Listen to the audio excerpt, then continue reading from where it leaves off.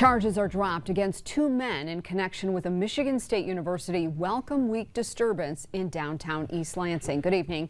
I'm Ann Emmerich. And I'm David Andrews. Court records show tonight the cases against the two men are dropped. Tonight, East Lansing city leaders are directly addressing comments made by the city's police chief. Chief Jennifer Brown is accused of making racist comments about people involved in incidents during Michigan State University's Welcome Week.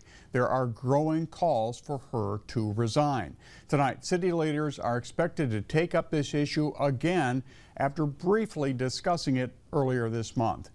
A 21-year-old Okemos man was charged with disturbing the public peace. A 22-year-old East Lansing man was charged with disturbing the public peace and disorderly fighting.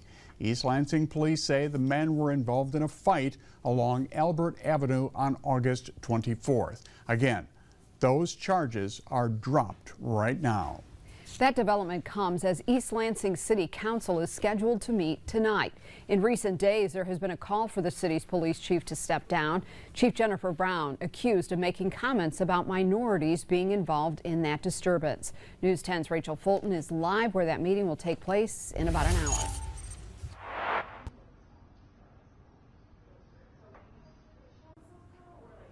Yeah, and this all stems from what happened during MSU's welcoming weekend when police used pepper spray during an encounter with two men outside of Dave's Hot Chicken downtown. Now, since then, both the city's Human Rights Commission and the Police Oversight Commission have urged the resigning of Police Chief Jennifer Brown due to concerns over her comments and the department and how they've been handling the incident. Now, City Council did briefly talk about this earlier this month, but it is expected to be brought up again tonight at tonight's meeting, especially with the new information that we have on the charges being dropped. In East Lansing, Rachel Fulton, News 10.